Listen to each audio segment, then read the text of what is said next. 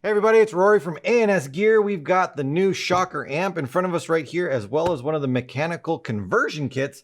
We're going to throw that on, show you how it works, get it all installed for you, coming up next at ansgear.com. All right, so we've got our gun here, we've got our amp, and it still has the electric frame on it, and then we've got our conversion kit right here. So in our conversion kit, we're going to get just a basic little manual on, what the parts are, the basic steps on putting it together and all that stuff right there. We've got our frame here. And then we've got our new valve, our mechanical valve, and then some O-rings right there for just maintenance if we ever need to do it. So I guess the first thing we'll do is kind of just go over the frame itself. So we'll do that. We'll start there. I'm not going to need the repair parts, so I'm going to just take that out. This. I'm going to move this out of the way.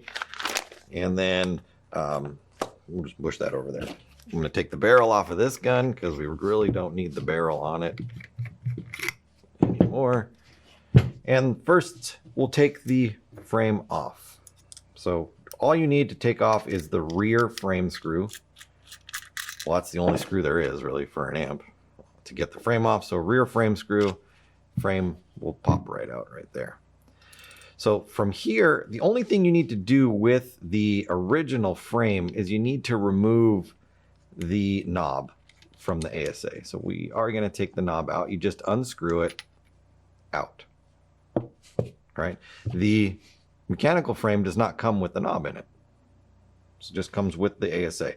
So you don't need the knob in the old frame because it's not doing anything. So you take that and you're going to put it in. Now, if you just drop the ASA knob on there and try to turn it, it's not going to thread in. The end of the post, you have to find the hole inside there and then push it down so that the end of the post goes into the O-ring that seals up inside of there. It will not just thread together if you don't put a little pressure on it. So you kind of just move it around until you find the hole for the post, push it down, and then you can thread it together. All right, so we do have a safety on the new frame. It is right here. There's a little red dot right there, and you can push it over. Now, getting that safety over, you really kind of have to push on it with your finger, and then we can push that back from the other side. But you can see it is flush with the side of the frame right there. It does not protrude out when the safety is off. So right now I can completely cycle the trigger all the way. So to get the safety to go on, I really kind of have to get my fingernail in there and push it over. When that happens, you can see the trigger, the safety has popped out on the other side. And now the safety is engaged. Now the safety, you can, by adjusting the trigger to some extremes, negate the effect of the safety. So the safety is not an end-all cure-all to making the gun not shoot. You need to be smart. I think it even says that in here. Yeah, it says the mechanical trigger frame is equipped with a crossbar safety. When depressed, it's engaged. Note, the crossbar safety should not be relied on as trigger adjustments can affect its function.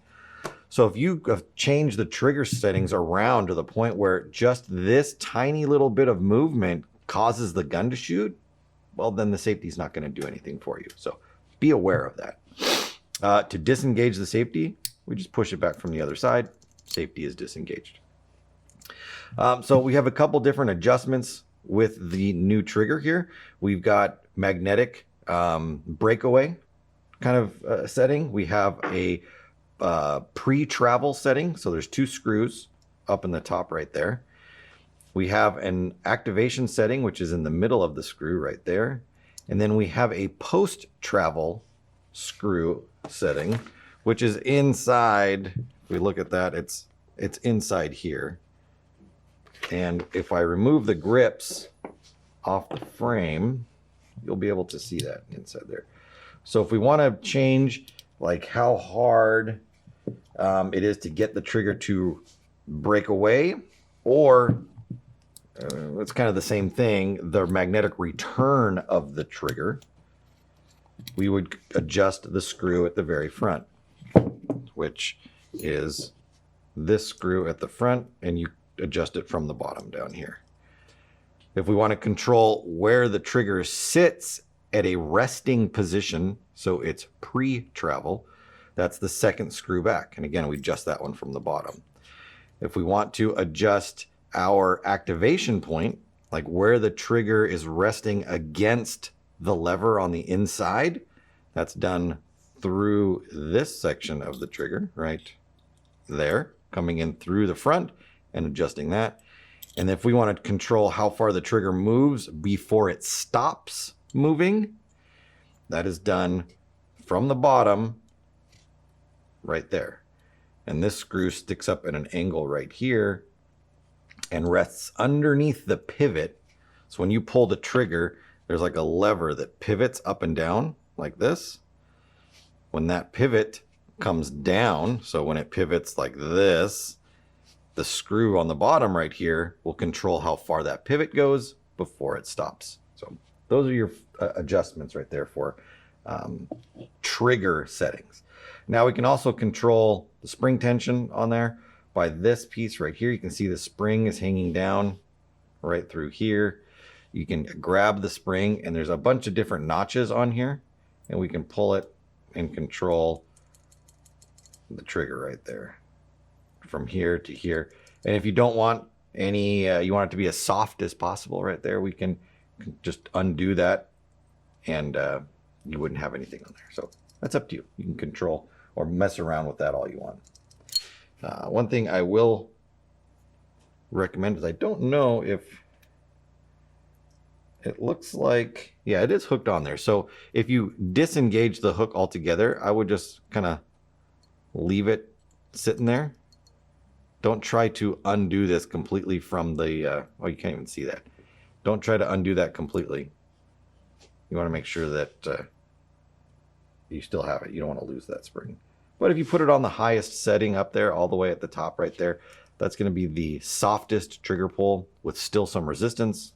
I like that one on there, personally. All right, so let's get to the meat and potatoes here. So our original solenoid right here. First thing we're going to do is disconnect the wiring. So we're going to pull the wiring out so that it is free. Next, we're going to unlatch the solenoid by pulling the latch down, and then we're going to pull the solenoid and slide it out. Now there are two O-rings that are on the blue manifold right here. As we pull the solenoid out, we want to make sure that those O-rings stay in their home, and if they don't, put them back. So I'm going to pull them up, or pull this up, and I'm going to look at the solenoid right here. There's the 3 holes that you can see on the solenoid. There's no O-ring stuck to it. If I look inside here, I can see that I have one O-ring right here and one O-ring right here. They are still recessed into their slots. They have not fallen out or gone anywhere. That's perfect. That's exactly what I want. Also, on the top part of this blue manifold, there is a slot that is cut right along here.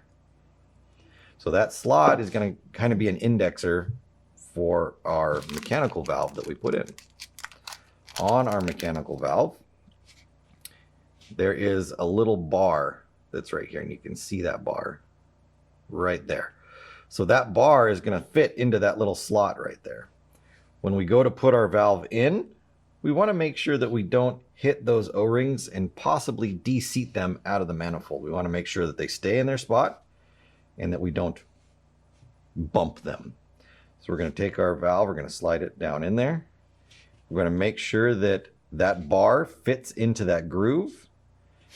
And then once we've got it in the right spot, we're just going to lock our valve in place. That's it. It's that simple. Now we take our mechanical frame, put it back into its spot, put that on, put our screw in, and tighten that down.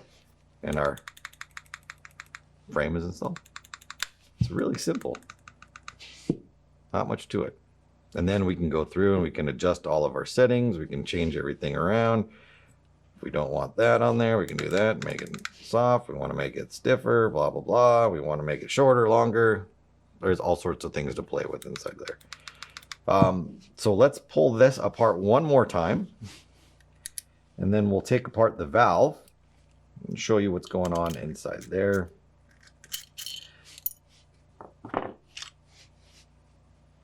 And what you might need to do to service that. The valve is very simple also. I'm going to put our electric one back in because we're done with that for the moment. And again, I'm just being careful not to get those O-rings out of position. I want to make sure they stay there.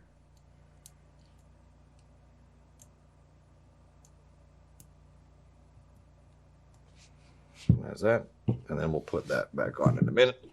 But here, so here's our three-way valve, or I don't want to call it a three-way. Here's our mechanical valve. To get the internal pieces out, so our bar that runs along there, this bar, we're going to pull it out. All right, so we're going to get our pick underneath the bar, and we're going to just kind of wiggle it to the point where we can get it with our fingers, and then slide it out. So that's going to get our little U-shaped bar out of there. Now, where this bar slid through on each side, there's slots where it's going through there. So if we're gentle with our pick, we can get it underneath and we can kind of just lift it up. Once we get it high enough, you could grab it with your fingers and you could pull it out. Now inside there isn't anything inside the housing, so we can just set that to the side. On the outside here, you can see we've got two O-rings. Those O-rings are in your little parts kit that came along with it. And then we've got this blue section at the bottom right here. So we take small Allen key and we push from the top out. We can start to push these pieces out. And just be gentle. I'm pushing just hard enough to get this blue cap to pop out. So if we take that, this will come off. Now, there's something you have to be aware of. There's a very thin washer, almost as a spacer, that sits on top of the blue cap, which has an O-ring underneath it. So that's going to sit on top just like that. And it's very easy to lose those two pieces or to just not even see that this one's in there. We want to make sure that that O-ring's in there and that little cap or plate stays on top of that O-ring. Then we've got our pin, if I can get that to come out of there with my big fingers. So that pin looks like that, and we want to be very careful with this pin. It is thin. There's no reason that you should be bending this or trying to bend it or anything like that, so just be gentle with it. That goes like that.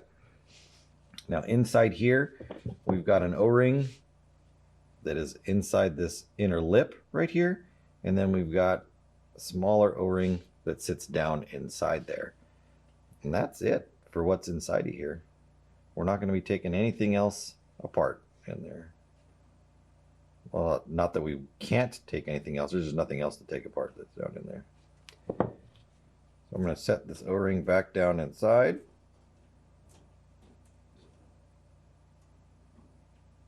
I might need a... There's people on the roof again. You might hear some weird noises going on. I don't know what they're doing up there. I just need a slightly wider O-ring here to, or not O-ring, a slightly wider Allen key to get this O-ring to seat in there. There's a little groove down in there this O-ring is going to go inside of, and I want to make sure that it gets in there. Oh, I got it with my pick. There we go. So that sits down inside there.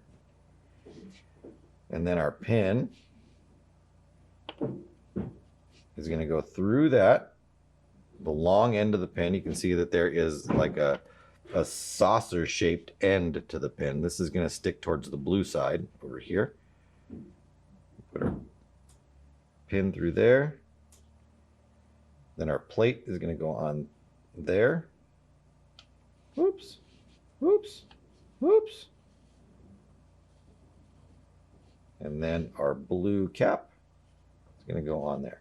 Going to make sure that that blue cap sits down and sits flush against the bottom, because it does need to seal on that wider O-ring that is inside there. So as long as that sits flush, you're good. Then we're going to take this. We would want to put a little extra grease, because we've been handling this with our hands around those O-rings on the outside. Take that. We're going to drop this down inside here. Kind of line up. If you can see, there's like a notched cutout right there. I put that towards the back where the U-clip is going to come in. We want to make sure that that lines up straight back and forth right there, so that the grooves on the side, when we go to put the pin in, they line up and the pin slides easily in. And there we go. That slides in. It's a very simple design. It's very easy to maintain. Doesn't require a lot of work to get it in and out. I love how easy it is to flop these in and out. It's a great trigger, super smooth, fun to shoot. With the addition of the QEV inside of the bolt assemblies now, the bolt's incredibly fast. Short stroking, not really an issue. It's a lot of fun to shoot. So it's that easy to put these in, out, in, out. Let's put our frame back on. Put this on here. And this on here. And there we go. That's the breakdown in the guts of that new mechanical frame. So that was the install of the mechanical frame on the Shocker amp. You can pick those up at ansgear.com.